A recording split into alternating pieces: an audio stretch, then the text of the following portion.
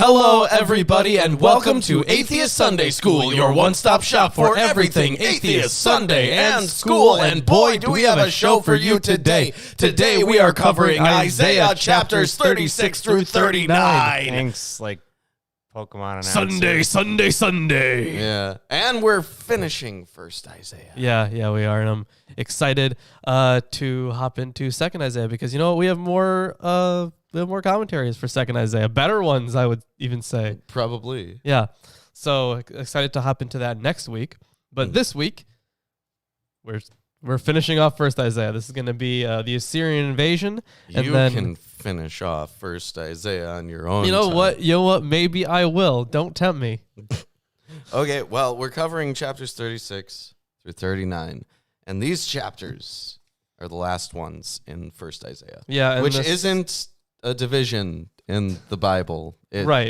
It's a scholarly one. Yeah. So when it comes to this, we're talking about the Assyrian Invasion.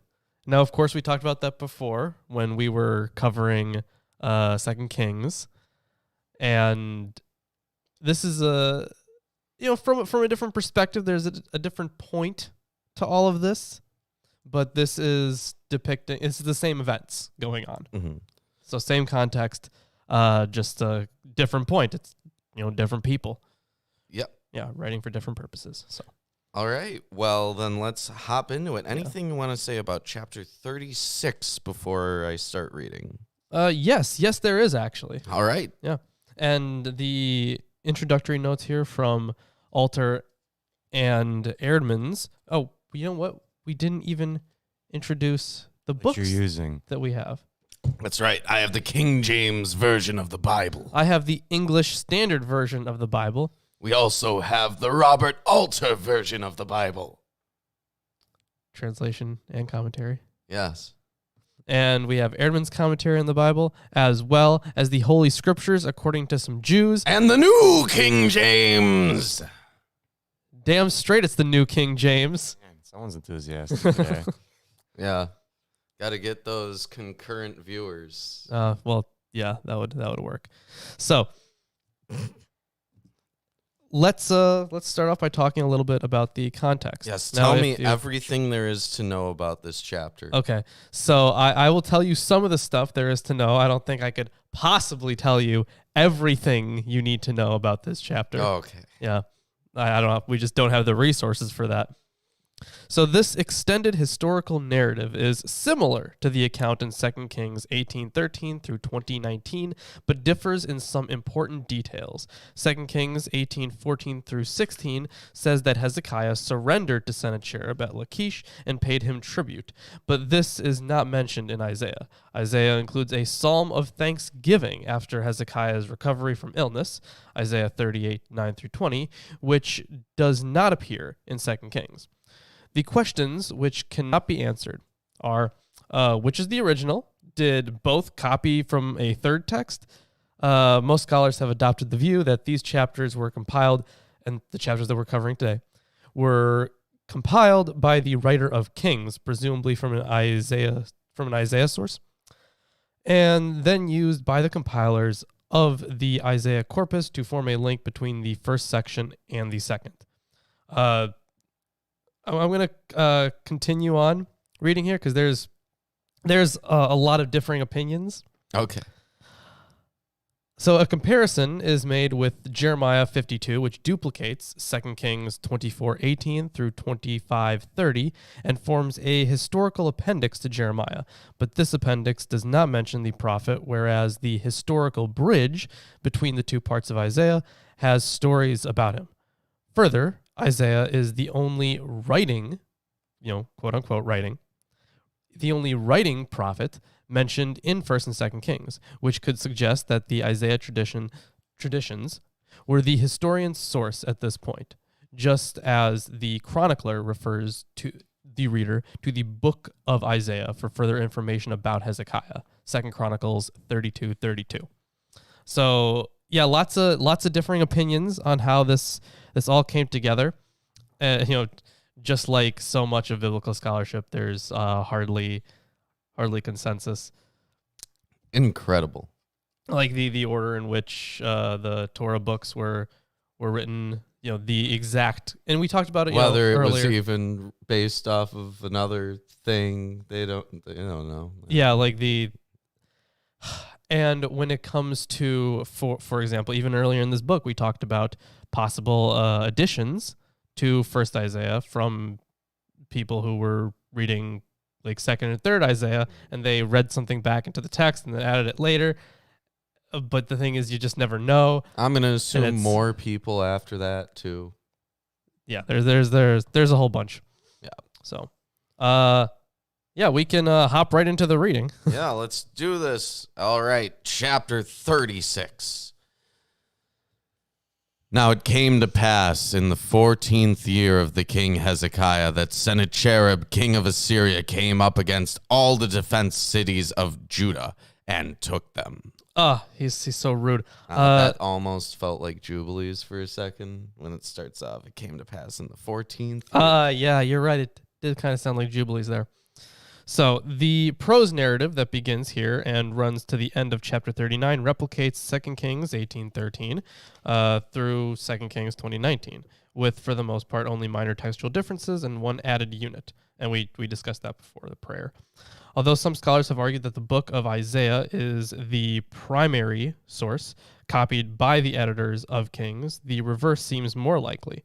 One indication that the Isaiah text is secondary is that at quite a few points, it slightly abbreviates the text in Kings, dropping a word, phrase, or even a clause that was not deemed strictly necessary.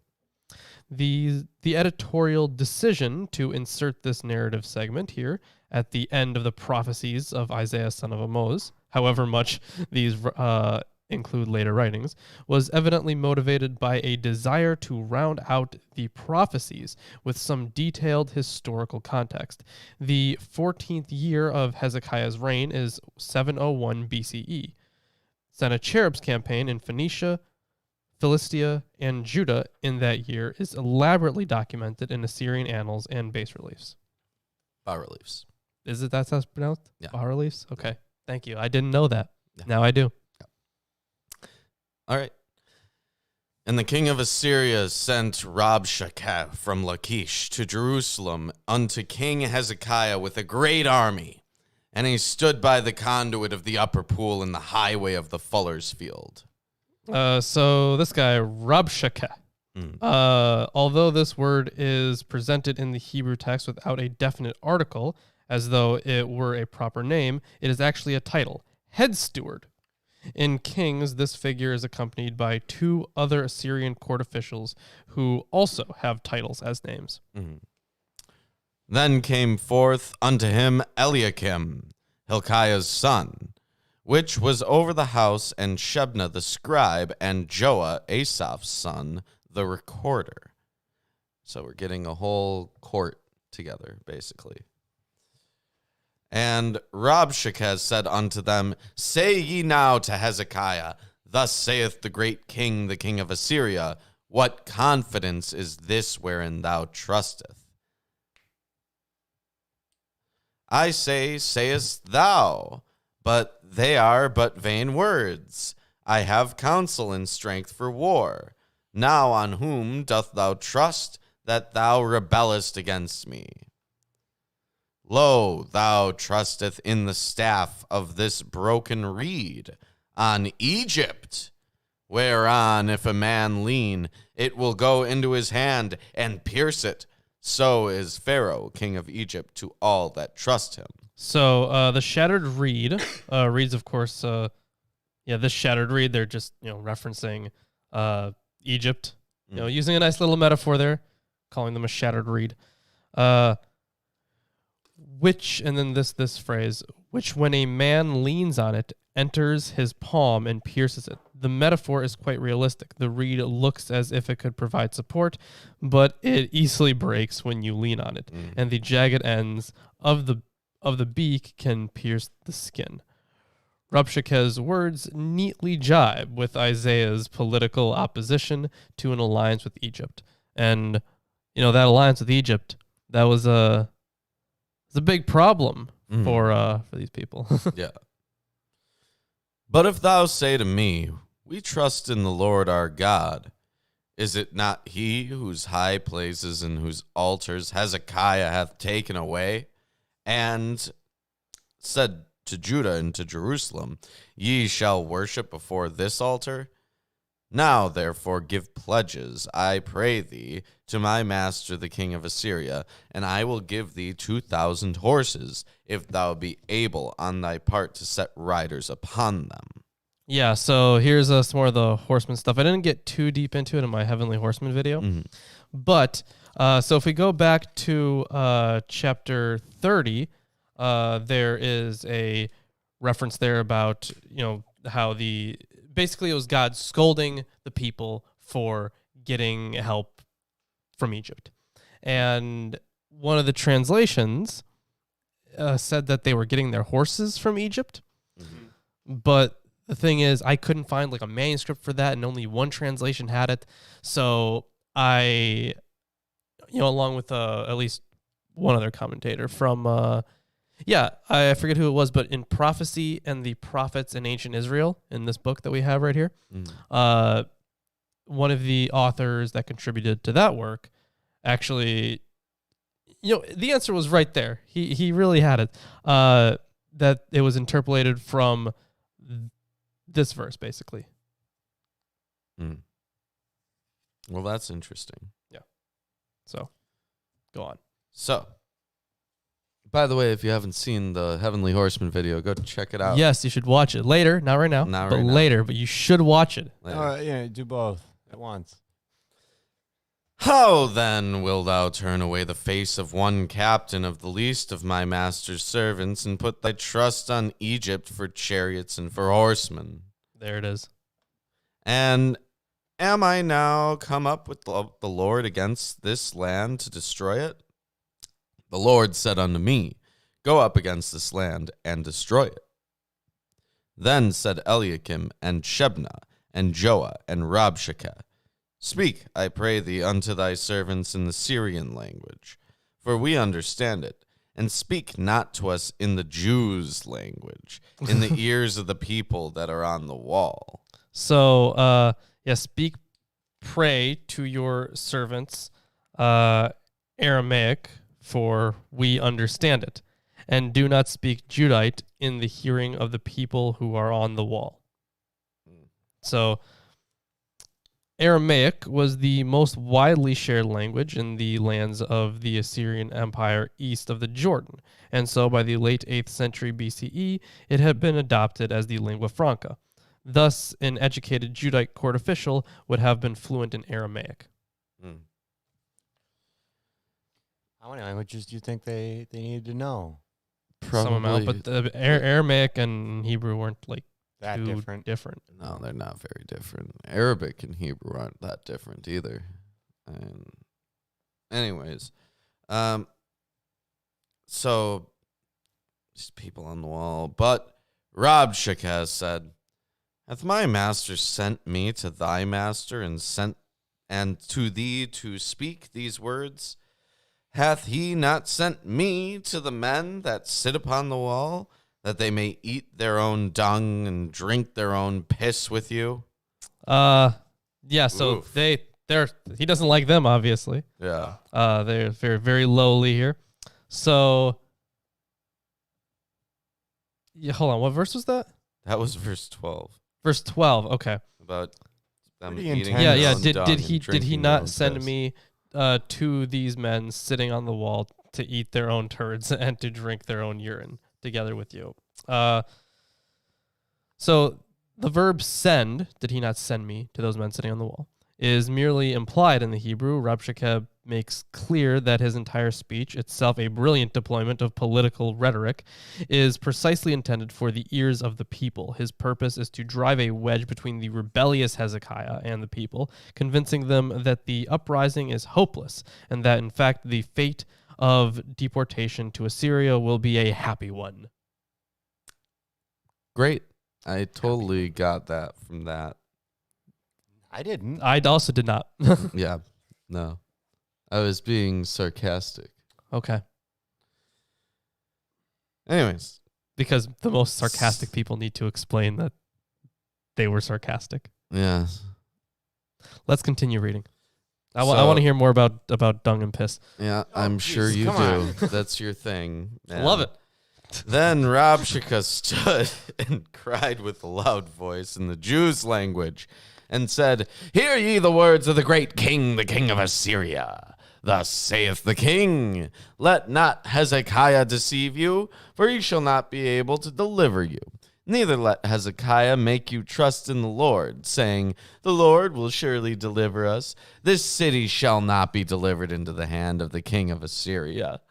Hearken not to Hezekiah, for thus saith the king of Assyria, make an agreement with me by a present, and come out to me, and eat ye every one of his vine and every one of his fig tree, and drink ye every one of the waters of his own cistern, until I come and take you away to a land like your own land, a land of corn and wine, a land of bread and vineyards.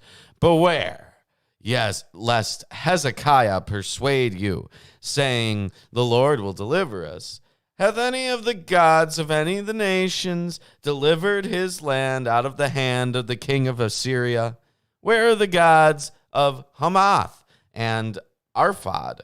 Where are the gods of Sepharvaim? And have they delivered Samaria out of my hand?" Yeah, so this is some good political rhetoric. This is very Maccabees-y. Yeah, it's like first of all, like I am destroying this place. My people are destroying this place. What have their gods done? What have the gods of these other people done? Nothing. We are unstoppable. Don't listen to Hezekiah, this rebel, this troublemaker. Yeah. Yeah. Gotta love that. And the thing is, those kinds of tactics are still employed today. No, still, yeah, absolutely. So the vine and the fig tree earlier on, I think you had a different translation of it. Yeah, there's there's a vine and a fig tree. There was corn, and there's waters of his cistern. Oh, right. Okay. So verse 16. So make terms with, the literal sense is make a gift or blessing with me. Mm-hmm. But in context, as Rashi and the King James Version after him understood, the expression means to offer terms of surrender. And then it sounds like terms of surrender to me. Like, it's pretty straightforward. This king is going to absolutely destroy you. Yeah. So surrender. Yeah, that is something that comes up a lot. Surrender or die. Very biblical. Yeah, also very piratical. Love it. Judeo-Christian morality. Raising the red flag. Mm-hmm. Who are they among all the gods of these lands that they have delivered their land out of my hand, that the Lord should deliver Jerusalem out of my hand? But they held their peace and answered him not a word, for the king's commandment was, saying, answer him not. Then came Eliakim, the son of Hilkiah, that was over the household, and Shebna the scribe, and Joah, the son of Asaph, the recorder, to Hezekiah with their clothes rent, and told him the words of Rabshakeh. And that's the end of the chapter. If you're enjoying the stream so far, give it a like, send it to your friends, family, neighbors, anyone you might know or not know. Honestly, you could, start an email chain where you just type in random words at gmail.com with a link to our videos. And 800% of the time, you're going to find a bot. Yep. And here's something you might not know. There's a site called the Library of Babel. I think that's what it's called. Oh, yeah. Yeah, and it the pages are 150 characters long, something like that. But it's basically automated. It's every combination of 150 characters. Yep, ever. So whatever you think, whatever you have written, it's already been done. Wow. It's already been done by this program. But To you be know fair, what? The program's filling in the blanks when you look at the location as you look, because it would be incomprehensibly large if they Yeah. actually computed it all, and they did not. Yeah, but it is enormous. So no, there. it's not actually there until you look at it. Ooh. Well, true, but also you should you should just go to that site and just start copy and pasting things, and then just at Gmail, at Yahoo, it doesn't matter. Yep. You'll get somewhere eventually. Yep. Really? Is that? Yeah, that's a thing. There's a lot of things. That's horrible. Here are some commentaries. Okay. How about we hop into the next chapter here? Chapter 37. Yeah, chapter 37. Okay. Yeah. Where? This is Oh, terrible. and yeah, so basically all the chapters that we're covering today are in this one section here. Okay. Yeah. And They're did all you- just kind of in one. Oh, So good luck with that. I wish you the best. Hooray. All right, but anyways. it's been recognized that Isaiah 36 through 37 Okay. divides into two sources, 36:1 through 37:9a, and 37:37 through 38, B1, and 37:9b through 36, B2. Each can be read as a self-contained account with similar elements. The message from the king of Assyria is delivered, but Hezekiah reacts. In B1, Isaiah is asked to mediate, but in B2, the king himself goes to the temple to pray. Both accounts describe a message from the Lord through Isaiah. The question is, why are there two accounts? How do they relate to each other? B2 seems to be closer to the style of Isaiah, with the prophet more prominent than in B1. And it's hard to even say what is the style of Isaiah. Mm-hmm. So you got to put that in quotes. Right.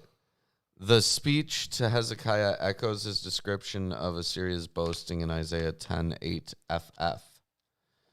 Hezekiah goes into the temple himself with the letter in praise to the Lord of hosts, one of Isaiah's characteristic designations for the Lord. Isaiah delivers an oracle against the king of Assyria, who has come in pride against Jerusalem. Damn pride. Stop coming in like that. So they have different styles. The speeches of the Assyrian envoys resemble, in B1, those recorded in the Nimrod letters. And even allowing for later interpolation could be an authentic recollection of what happened.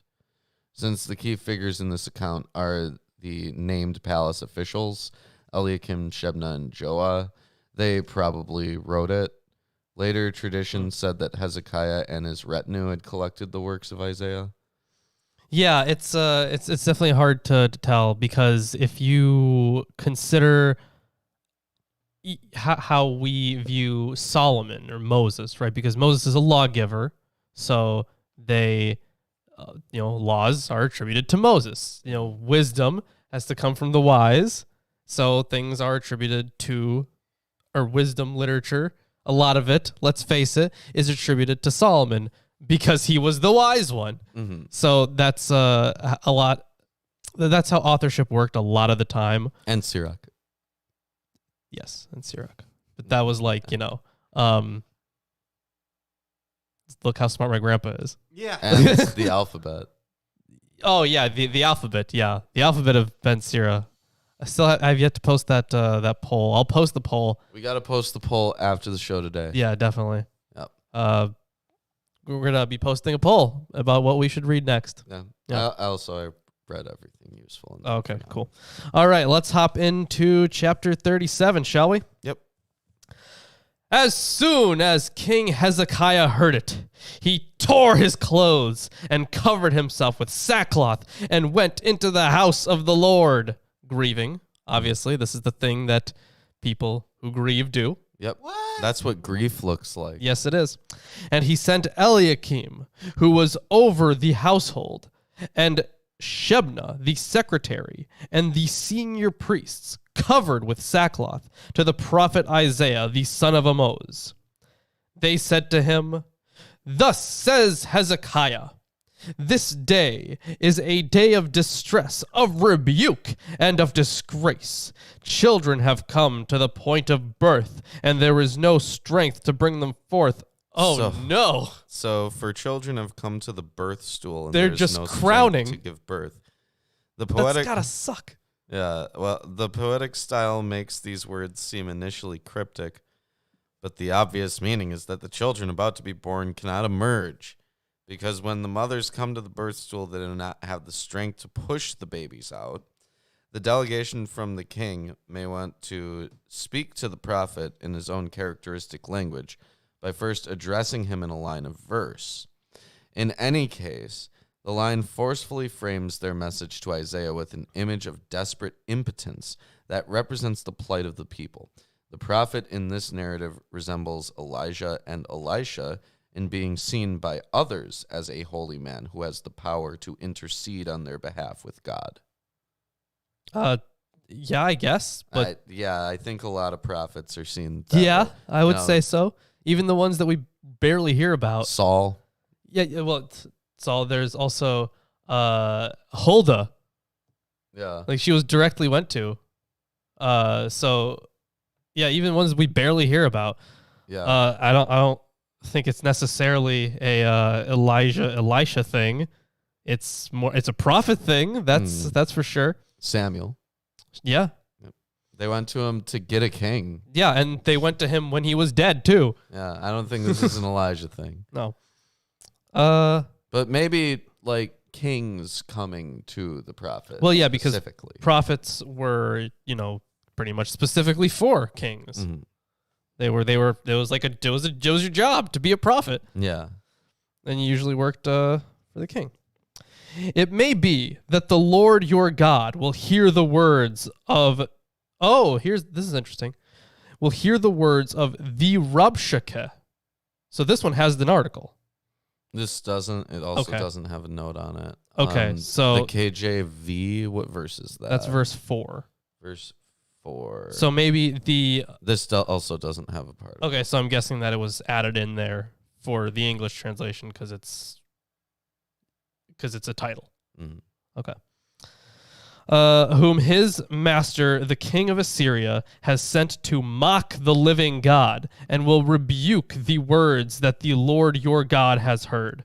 Therefore, lift up your prayer for the remnant that is left. So this kind of a last ditch. I don't even know if it would be it would be the kind of last ditch effort to get the prophets going to get God on their side once more and have him send his judgment down, that kind of thing. That's what they're looking for. When the servants of King Hezekiah came to Isaiah, Isaiah said to them, "Say to your master, thus says the Lord, do not be afraid because of the words that you have heard, with which the young men of the king of Assyria have reviled me." So the young men is translated by Alter as flunkies. Flunkies? The Hebrew ne'arim, youths or people in a subservient status, is usually represented in this translation as lads, but its use here by Isaiah instead of the expected avadim, servants, has a pejorative connotation. So it alters flunkies. Flunkies. You're a flunky. That's pretty great. I'm going to start calling people flunkies. Yeah, my mom used to do that. Yeah, well, if they flunked out of school. You can call them flunkies, yeah. I guess. Yeah. Damn flunkies. Okay. Behold! Behold! I will put a spirit in him so that he shall hear a rumor and return to his own land, and I will make him fall by the sword in his own land. So this seems familiar. Well, this spirit, the Hebrew says only a spirit. Sorry, go ahead. Finish your thing. But since it induces fear followed by flight, it appears to be a troubling spirit. The rumor is not spelled out. If the prophecy is to be consistent with what has been reported at the end of the chapter, it would be news that his army had been stricken with a plague. So, do you remember, I think it was in in Second Kings, but I could be wrong. It was in the kingdom's narratives. So God sent his spirit to the prophets of the other god, right? To like he was deliberately telling them the wrong prophecy. And was that Hezekiah? No, it wasn't Hezekiah. It was someone else. But then someone was jailed for it, right? I can remember this happening. 1 Kings 22:22. The Lord said to him, "In what way?" So he said, "I will go out and be a lying spirit in the mouths of all his prophets." Okay. Yeah, I forget which prophet story that was in reference to. I forget the guy's name. Maybe I already said it. Maybe I didn't. I don't even know. But I do remember that popping up, and this reminded me of that. Mm. Yeah. It's the same thing, right? It's a lying spirit. The Hebrew only says a spirit, though. Yeah. The implication is lying. Alter says an ill spirit. Thank you, Jason. All right. The Rabshakeh returned and found the king of Assyria fighting against Libnah, for he had heard that the king had left Lakeish. Now the king heard concerning Tirhakah, king of Cush. He has set out to fight against you. And when he heard it, he sent messengers to Hezekiah. So Cush is Nubia, just south of Yes. Egypt, and politically linked with it. Egypt was a key player in the uprising against the Assyrian imperial forces. So it's not surprising that the Nubian king would oppose Sennacherib. The connection of this report with the siege against Jerusalem is not entirely clear. Perhaps Sennacherib is impelled to finish off Jerusalem quickly so that he can turn his forces to the south. Yeah, and when he heard it, he sent messengers to Hezekiah, saying, "Thus shall you speak to Hezekiah, king of Judah. Do not let your God, in whom you trust, deceive you by promising that Jerusalem will not be given into the hand of the king of Assyria. Behold! Behold. You have heard what the kings of Assyria have done to all the lands, devoting them to destruction. And shall you be delivered? Have the gods of the nations delivered them, the nations that my fathers destroyed? Gozan, Haran, Rezeph, and the people of Eden who were in Telassar? The people of Eden. Well, I'm sure that was Mesopotamia region. There, I'm guessing in between the Euphrates and The Edomites. Okay, this says the people of Eden. The Edomites who are in Telassar. Yep, I got people of Eden. Mm. I guess There's no note. that's really interesting. Yep. I feel like that one deserves a note. I bet that there's probably the same root, right? Eden, Edon. It probably has the same block letters. I have no or idea. Similar. If anyone speaks Hebrew, let us know. Yeah, I'm not sure about the roots, but I still feel like this deserves a note. Mm-hmm. Noted. Well, if it is the same Hebrew word, right? Edom, Eden, or something Yeah, like well, that, I don't think then it would be because they didn't necessarily like Edomites, so right. so I don't know why they would do that. Maybe there was a scribal error. Maybe I don't know. Either way, where is the king of Hamath, the king of Arpad, the king of the city of Sepharvaim, the king of Hena, or the king of Ivah?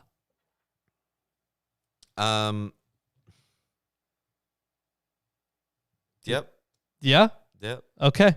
So he is pretty much mocking them. Mm-hmm. Like, look how much better I am than these places. Like, they weren't helped by their gods. What makes you think you'll be helped by yours? Mm-hmm. Which, they wouldn't be because there is no God. Uh-oh. But maybe they believe it. Yeah. Hezekiah received the letter from the hand of the messengers and read it. And Hezekiah went up to the house of the Lord and spread it before the Lord. Spread it before the Lord. Yeah, so the Hebrew has a singular object for the two verbs read and spread, but the first part of the verse speaks of multiple letters. That's all the commentary we get from Alter on that. But I guess, yeah, they have these letters and they're all spread out. Yeah. And he spreads them out in the temple. Right. In the temple. Yeah. It's just interesting. Of course, before the Lord could work in multiple ways, because if the temple is where the Lord is effectively, that's where his presence is, then you could say that they have spread it out before the Lord. But also, let's not forget, and I don't think this is originally Romer's hypothesis, but Thomas Romer did argue in his book, The Invention of God, that there was a statue of Yahweh in the temple initially. And I actually think he makes a really good argument. So you guys should go read that book. And I think this would also make sense. Thomas Romer's The Invention of God, was it? Yes. Yes. I very much enjoy the work of Thomas Romer. I know. We know. Yeah. I remember it so well, I can tell you your own reference. Thank you. That I just said. And Hezekiah prayed to the Lord, "O Lord of hosts, God of Israel, enthroned above the cherubim, you are the God, you alone, of all the kingdoms of the earth." So these words are a direct rebuttal of the words of Rabshakeh in verse 12. Okay. "You have made heaven and earth. Incline your ear, O Lord, and hear. Open your eyes, O Lord, and see, and hear all the words of Sennacherib, which he has sent to mock the living God. Truly, O Lord, the kings of Assyria have laid waste all the nations of their lands, and have cast their gods into the fire. For they were no gods, but the work of men's hands, wood and stone." And that is a polemic that's used a lot. They are just the work of idle hands, the work of men's hands. Right. And they're worshiping the products of their own work. Yeah. But the received text has lands instead of nations, apparently, which may be a ditography triggered by land at the end of the verse. Yeah. The parallel passage in 2 Kings and some Hebrew manuscripts show nations there, hence where we get nations. And Sure. "Therefore they were destroyed. So now, O Lord, our God, save us from his hand, that all the kingdoms of the earth may know that you alone are the Lord." So he's got that prayer. Let's see if it works for him. let's see. The bold move, sir. "Then Isaiah, the son of Amoz, sent to Hezekiah, saying, Thus says the Lord, the God of Israel, because you have prayed to me concerning Sennacherib, king of Israel." Sorry, king of Assyria. Why did I say king of Israel? King of Assyria. "Sennacherib, king of Assyria, this is the word that the Lord has spoken concerning him." All right, words of God. Yes, and there are going to be some U's in this, I think. In yours, definitely in here. Yeah. But that is referencing Sennacherib. So Okay. it's not God speaking this to Hezekiah or Isaiah. Or us. Would make sense. No, it's directly to us. Oh. "She despises you. She scorns you, the virgin daughter of Zion. The virgin daughter of Zion. Scion. Whatever. Isn't that a car? I think that's It's pronounced a lot differently. of things. I think that's pronounced differently. Anyway. Yeah. Yeah. So that's to Sennacherib. The personified Zion, scorned by Sennacherib's spokesman, has nothing but contempt for the presumptuous Assyrian king. In fact, she wags her head behind you, the daughter of Jerusalem. So that was a conventional gesture of scorn. Okay. "Whom have you mocked and reviled? Against whom have you raised your voice and lifted your eyes to the heights? Against the Holy One of Israel. Yeah. Who are you coming after? You're coming after me. Yeah. By your servants you have mocked the Lord, and you have said, with my many chariots I have gone up the heights of the mountains, to the far recesses of Lebanon. Although Sennacherib's campaign did include Phoenicia, here he's besieging Jerusalem. The mountains of Lebanon, however, are the proverbial loftiest heights in biblical poetry.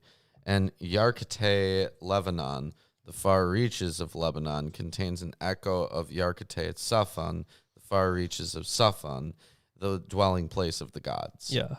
Sennacherib's declaration at this point sounds rather like that of the overweening king of Babylonia, brought down to Sheol in chapter 14, which may allude to the text here. The cutting down of lofty cedars also figured in chapter 14. Yeah, that was the one with well, that's the one that was usually... Was it the Lucifer one, chapter 14? Was it the one, the Morning Star one? Was it? I can't recall. Yeah. How you are fallen from heaven, O day star, son of dawn. Yeah. And then talks about... Yeah, I remember that. Okay. So we'll be going into the woods here, but as before, this is just like the word literally means like farmland, but it means woods. Okay. It's like shrubs, it means trees or whatever. So anyways, I have gone up the heights of the mountains to the far recesses of Lebanon to cut down the tallest cedars, its choicest cypresses, to come to its remotest height, its most fruitful forest.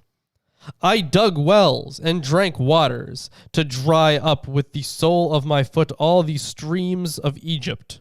So the waters of foreigners. The Masoretic text here says only waters, and the translation follows the version of this line in 2 Kings 19:24. The phrase, slightly opaque, is part of Sennacherib's boast of conquest. He has seized the territories of nations and even sunk wells to exploit their water resources. For the Egypt's rivers, you said about Egypt's rivers? Yeah, to dry up with the sole of my foot all these streams of Egypt. Yeah, this is an antithetical act to the digging of wells. Egypt, blessed by the Nile, abounds in water. Here the Assyrian king makes himself, at least through hyperbole, a divine figure with the power to dry up rivers as he treads over them. I feel like, okay, so if you look at Assyrian and, even later Persian reliefs, in order to show that they have conquered their enemies, they draw them stepping on their enemies. So this could be a reference to their destruction, the destruction of things like the Nile. In some parts of the world, I'm not sure about them, but the bottom of the feet are considered like disgusting, and it's like flipping someone off to touch them with the bottom of your foot. Yeah, I mean, I think would that be a little different, right? Because, well, actually, no, I don't know in this time, right? Because I know styles at times. at least with the Jesus stuff, it wasn't a big deal at all. And I think there was, even in the patriarchal period, right? Wasn't there like a lot of foot washing as a sign of respect or something? Yeah, there's you come inside, you wash your feet. Yeah. Yeah. Okay, I don't know. The opposite of that would be kicking somebody with the bottom of your dirty foot. Mm-hmm. Maybe. I have no idea. I guess that could be insulting in contrast. Yeah. You've heard sure. terms of insult have changed plenty over time, I'm sure. Like, I plenty. bite your thumb at you or whatever. Yeah, that's right. Bite my thumb at you. Yeah, that's right. Yeah, that's pretty old, but it still can be seen. Also, God, what was the word that he used? We were laughing about how funny it was earlier. Flunkies? Flunkies, yes. There's a good one. Yeah. Flunkies. Well, why don't you keep reading? Yeah. Have you not heard that I determined it long ago? I planned from days of old what now I bring to pass, that you should make fortified cities crash into heaps of ruins. So yeah, this is, that determinism coming back into play here. Mm-hmm. So Sennacherib's campaign is only successful because God intended for it to be successful. Yes, but it's only successful to a point. Mm-hmm. Yeah. Right. While their inhabitants. So we can expand that to other atrocities that have faced the Jews. You could, yeah. But you actually, yes, you the straight up could, but that was kind of, the issue. They thought that they had wronged God in some way. They were blaming themselves for stuff like the exile. I'm not talking about the exile. Oh, okay. Oh, okay. Well, not here to talk about that. The other thing. Either way, while their inhabitants, shorn of strength, are dismayed and confounded, and have become like plants of the field, and like tender grass, like grass on the housetops, blighted before it is grown. Yeah, so thatch on the roofs by the east wind blasted. The speech Isaiah attributes to Sennacherib concludes with a metaphor common in biblical poetry of the nations as mere grass blasted by the hot wind blowing from an eastern desert. I know you're sitting down and you're going out and coming in, and you're raging against me. Because you have raged against me, and your complacency has come to my ears, I will put my hook in your nose and my bit in your mouth, and I will turn you back on the way by which you came. Okay, so wow. It says, because of your raging against me and your din that came up in my ears. So your din. The received text has Sha Anan Eka, your complacent one, for which this translation reads, with several ancient versions, She Anka, your din. I don't know what a din is. Din is a magical being. That's not very descriptive, I know. Are you thinking about a jinn? Nope, that's the... Oh, a din is different than a djinn, or a jinn, or a... There's a lot of different genies, but they're all in the same category of spirits from the same lore. Okay. And this is just another one. Would that make sense here? Why is there a din? I don't know. I have no idea. But also, I don't think that makes... The end of the little poetry section there, that is when he's talking about hooking in the nose and dragging him away. That's them talking about Sennacherib fleeing to Assyria. Yeah, that would make sense. And this shall be the sign for you. This year you shall eat what grows of itself, and in the second year what springs from that. Then in the third year sow and reap and plant vineyards, and eat their fruit. And the surviving remnant of the house of Judah shall again take root downward and bear fruit upward. For out of Jerusalem shall go a remnant, and out of Mount Zion a band of survivors. The zeal of the Lord of hosts will do this. Yeah. Can't wait. Thus says the Lord concerning the king of Assyria. He shall not come into this city, or shoot an arrow there, or come before it with a shield, or cast up a siege mound against it. By the way that he came, by the same he shall return, and he shall not come into this city, declares the Lord. For I will defend this city to save it for my own sake, and for the sake of my servant David.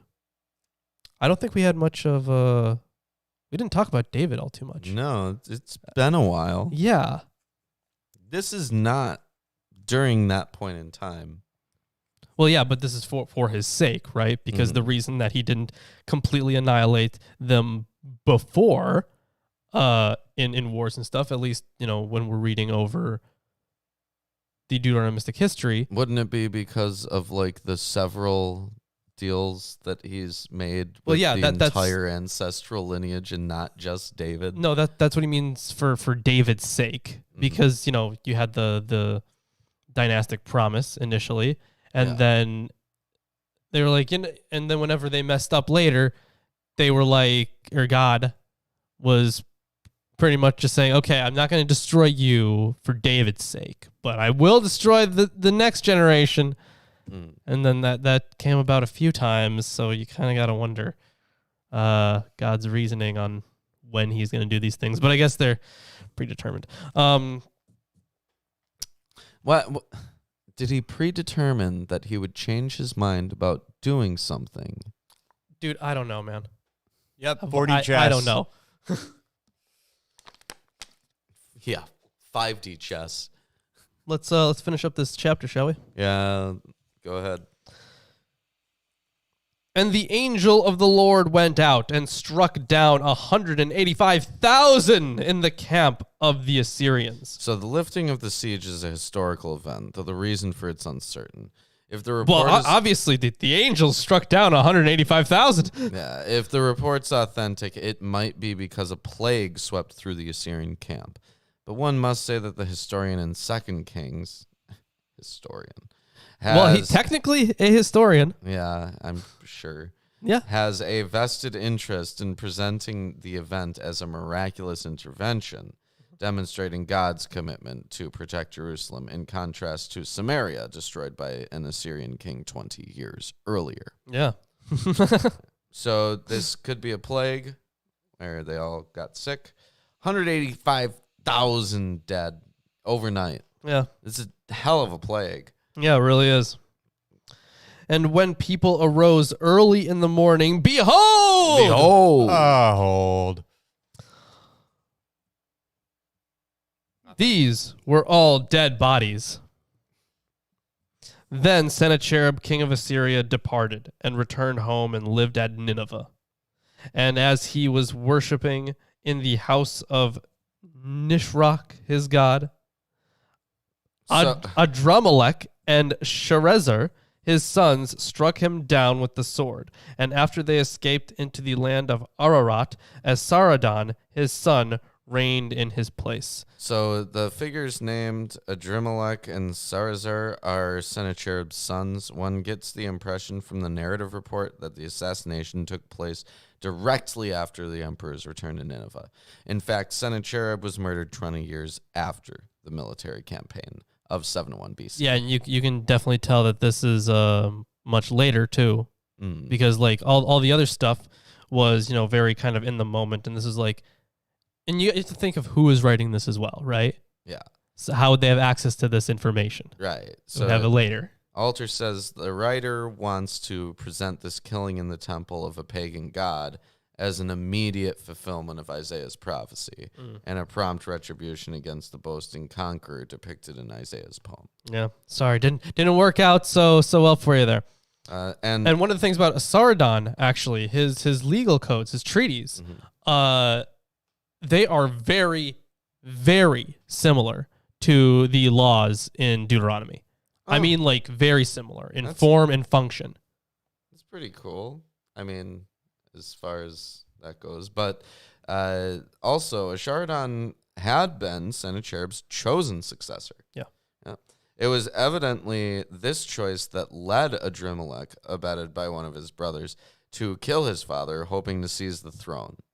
One infers that he then discovered no support in the court for his claim to the crown. Yeah, I bet not.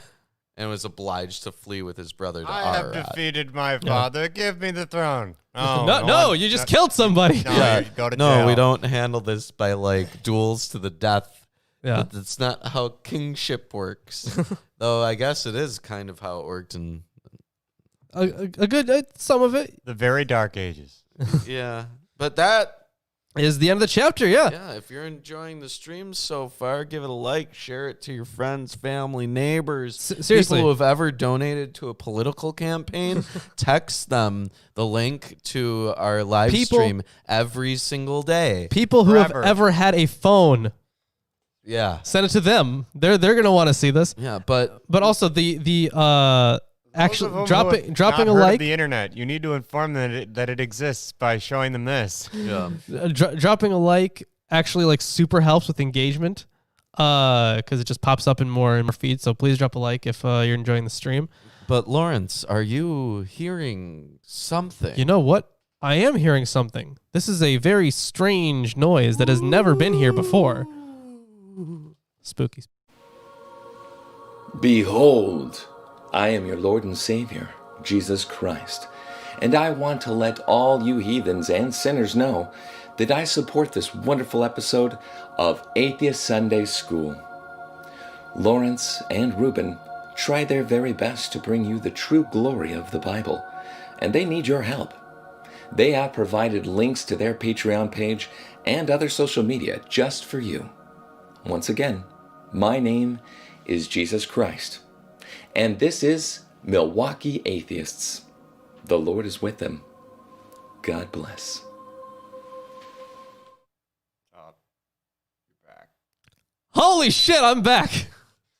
Oh, my God. And Reuben, he is not back. He has disappeared.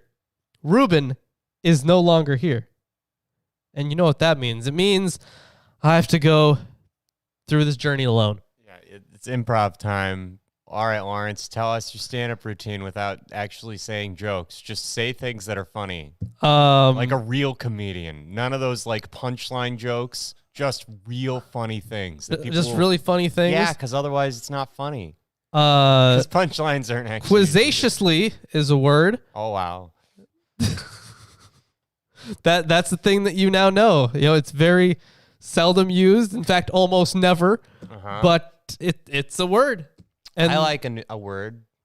You like words? A specific one. Oh, which one's that? Profligate. That's a pretty good word. I like that one. Do you know what it means? No. To flagrantly and recklessly waste intentionally. Oh, you mean like time? No. Like the time that we wasted until Reuben No. has returned Boy, from that heaven. was what another. That was like a whole year for me. I returned. You're back, and no one can hear you. I don't think. Yeah, no, nobody heard that. I have returned. Welcome back. Thank you. You know, we got this chapter that you could do. This chapter, Yeah. chapter 38. Yeah, about Hezekiah's sickness and recovery, apparently. Yes. And I will indeed do this chapter. I will deliver it to you. Did you learn anything from Jesus while you were up in heaven? Yeah, I learned that all of the opinions written in the New Testament are just the opinions of some dudes, and that Jesus actually was like a totally violent and like angry person. Wow, I never knew that. Yeah, no. Anyway, Chapter 38. chapter 38. In those days was Hezekiah sick unto death, and Isaiah the prophet of the son of Amoz came unto him and said unto him, Thus saith the Lord, set thine house in order, for thou shalt die and not live. Yeah, so this chapter replicates 2 Kings 20, though with more extensive abridgment than in the preceding replication of Kings, and with the interpolation of a psalm of supplication, not in 2 Kings 20. Then Hezekiah turned his face toward the wall and prayed unto the Lord and said, Remember now, O Lord, I beseech thee, how I have walked before thee in truth and with a perfect heart, and have done that which is good in thy sight. Sounds like a really good I'm guy. amazed how many accents you're shifting between. Yeah. Gotta pick one. Okay. Really good. These are all different. Different Characters.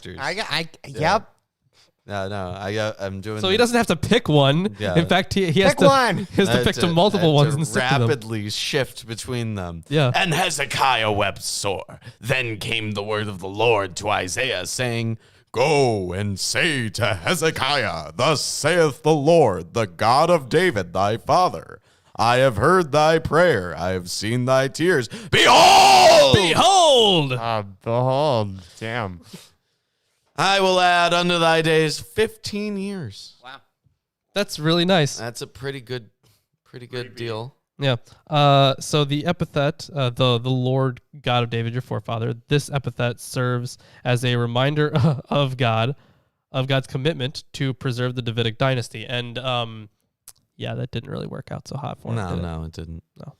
All right, I'm not gonna do my announcer voice because it's gonna make me eventually lose my voice. It will, yes. Yeah. And I will deliver thee in this city out of the hand of the king of Assyria, and I will defend this city. And this shall be a sign unto thee from the Lord, that the Lord will do this thing that he hath spoken. So, a couple notes here. So, and from the hand of the king of Assyria, I will save you and this city, and I will defend this city. And this is the sign for you that the Lord will do this thing which he has spoken. A couple notes here. So, from the hand of the king of Assyria, I will save you. And you're probably wondering, why would he bother saying I would save you if he's about to die anyways? So this clause could be an indication that Hezekiah's illness preceded the siege of Jerusalem, but the inference is not entirely certain, because even after the lifting of the siege, Assyria would have remained a potential threat. And then the sign that is spoken of. At this point in the text in 2 Kings, Isaiah carries out what looks like an act of folk medicine by applying a clump of figs to Hezekiah's rash. Here, the act is moved to the end of the chapter, where it appears to be out of place. Behold. Behold! Behold. I will bring again the shadow of the degrees, which is gone down in the sundial of Ahaz 10 degrees backward. So the sun returned 10 degrees, by which degrees it was gone down. So lots of stuff to talk about there. Yeah, he makes the sun shift. At least the sundial. Well, It would be the sun, yes. Yeah, he basically makes it go back in time, like an hour.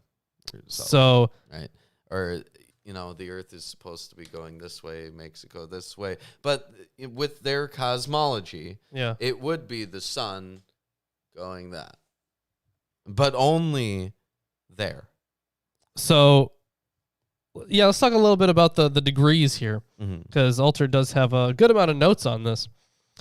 So I'm about to turn back the shadow on the steps. What is evidently in question is a kind of sundial, but one that is not a horizontal disc, but rather a series of steps set into a wall.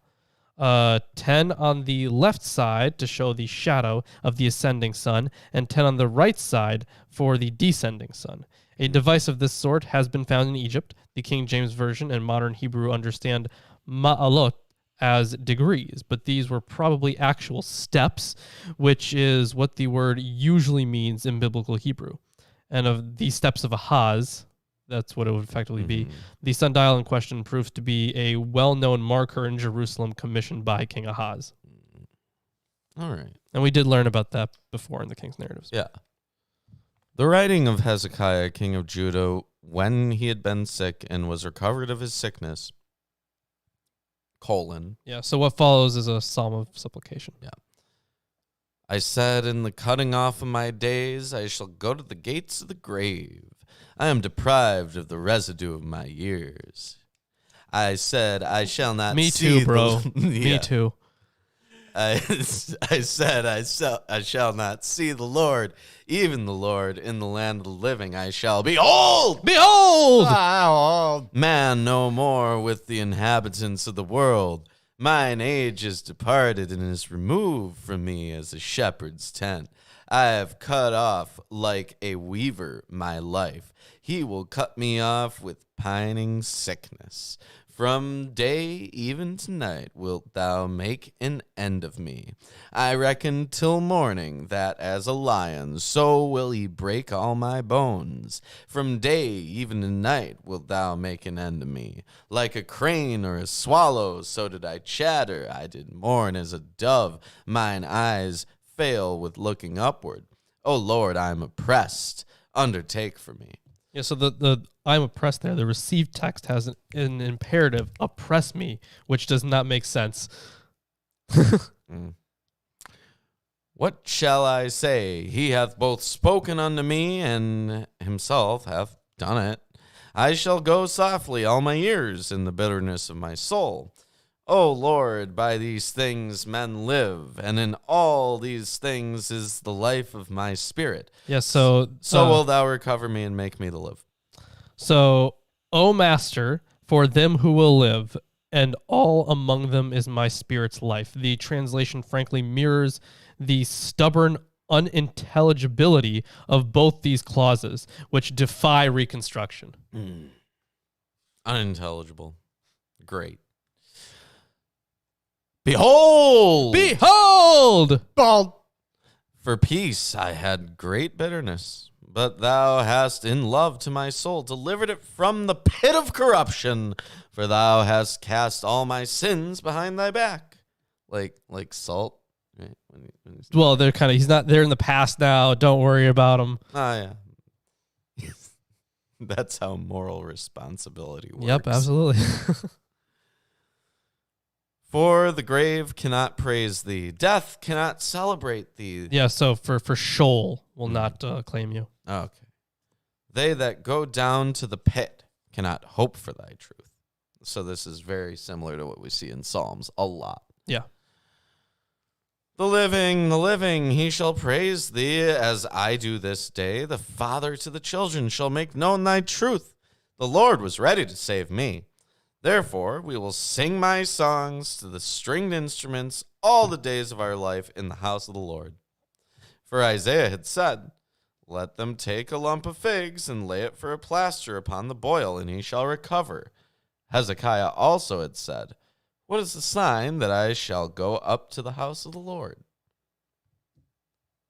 That's the end of chapter 38. If you're enjoying the stream, share it with your friends, family, neighbors. Definitely share it around. Drop a like if you haven't. All that good stuff. Mm-hmm. Guessing people have. And that's great. We really appreciate it, honestly. You can get a calligraphy pen. Use your best penmanship to write down the link to our stream. Then crumple up the piece of paper, put it in a potato gun. You know, one of those potato launcher things. Or like a T-shirt launcher. Yeah. Like something like that.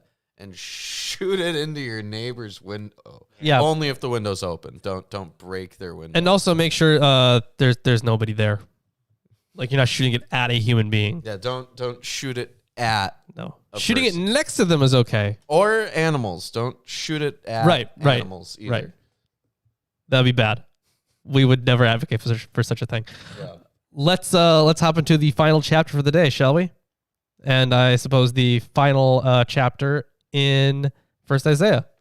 So, these chapters originated in the Isaiah tradition. There's evidence of disorder in them, but the original scheme is clear. First, they contrast Hezekiah and Ahaz. The one trusted the Lord in the time of crisis, but the other became a vassal to the Assyrian king. Isaiah received his call in the year that Uzziah had died a leper, punishment from the Lord for his pride, entering the sanctuary, 2 Chronicles 26:16-21.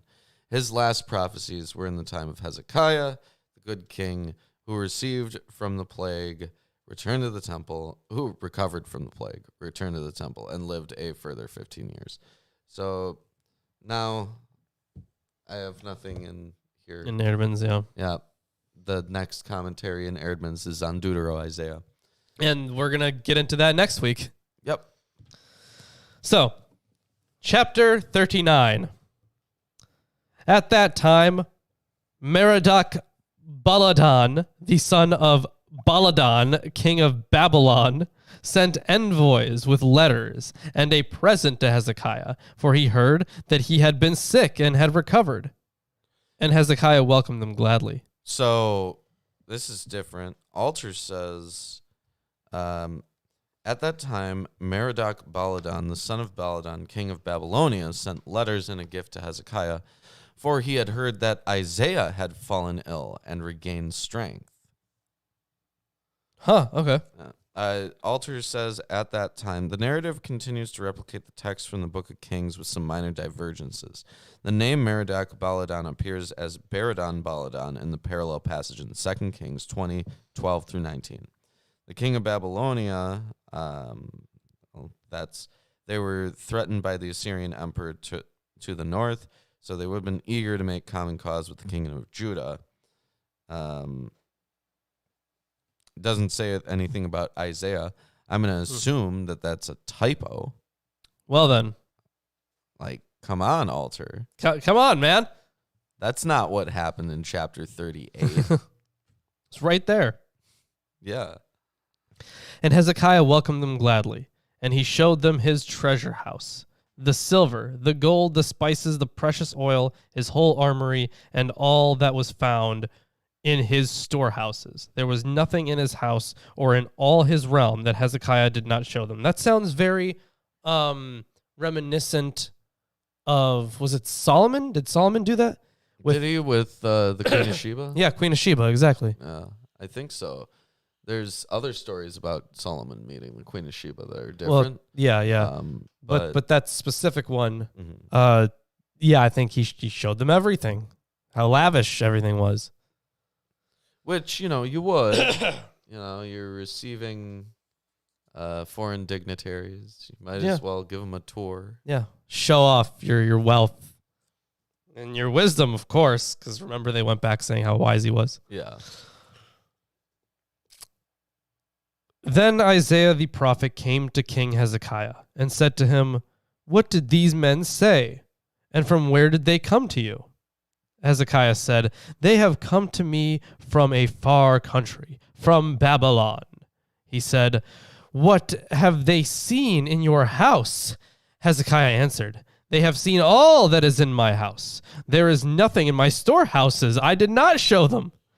Then Isaiah said to Hezekiah, "Hear the word of the Lord of hosts. Behold!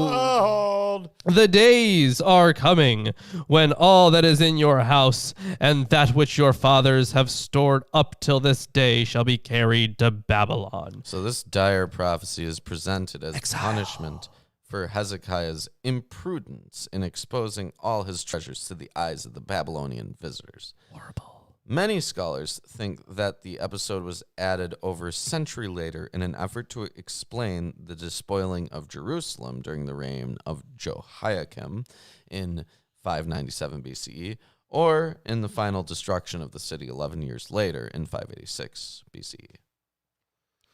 And Matthew, that is correct. That is from I forget the name of the book, but it's an Ethiopian text. And then Menelik went down to. Yeah, Menelik was the legendary first king of Ethiopia. Yeah, so there's that.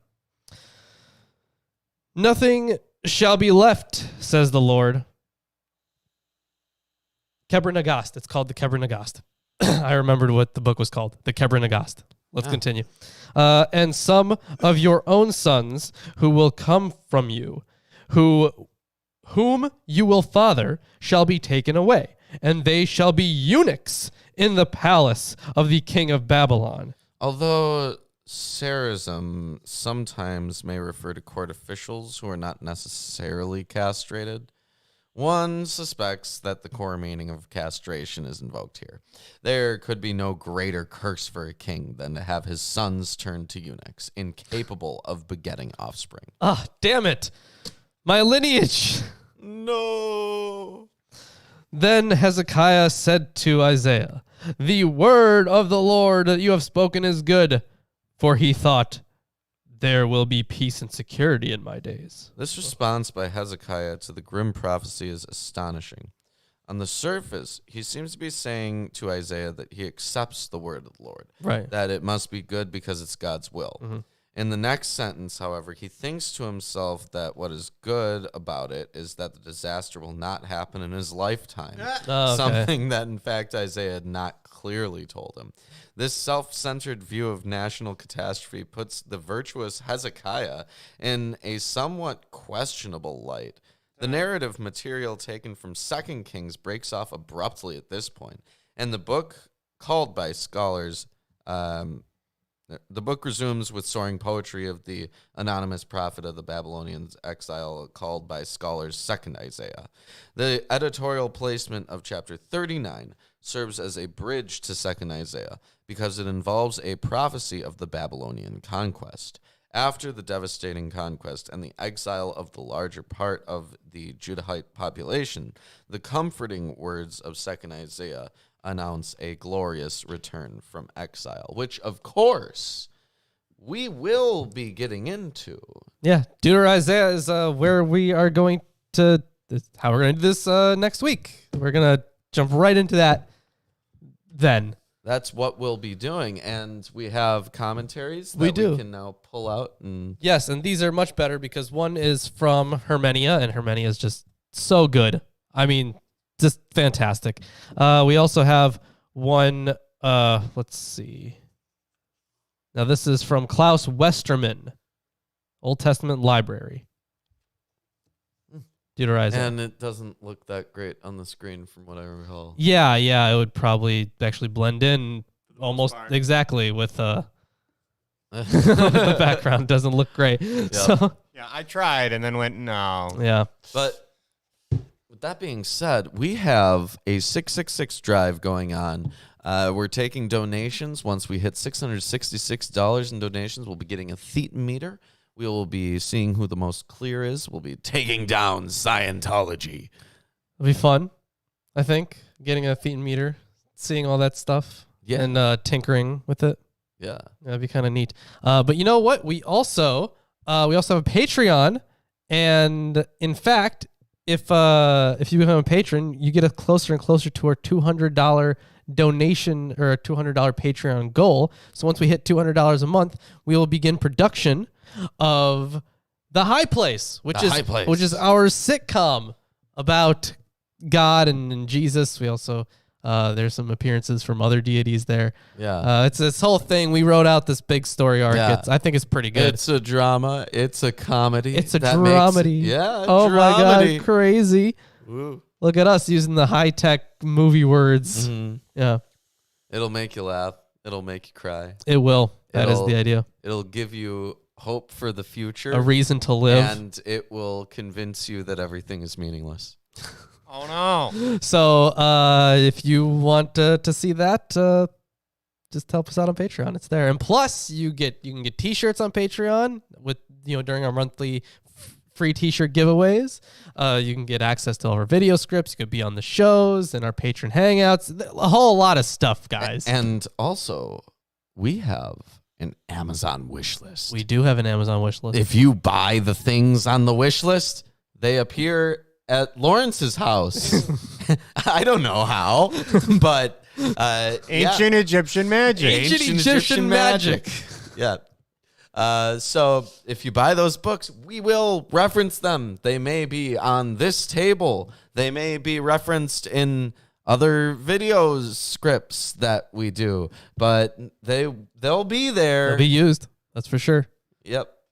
Speaking of which, we got to use the poll function. Yes, the poll function to see what we are going to read next. Because we did receive books. Yeah. I mean, we can read over them at our leisure, I guess. Yeah, we can.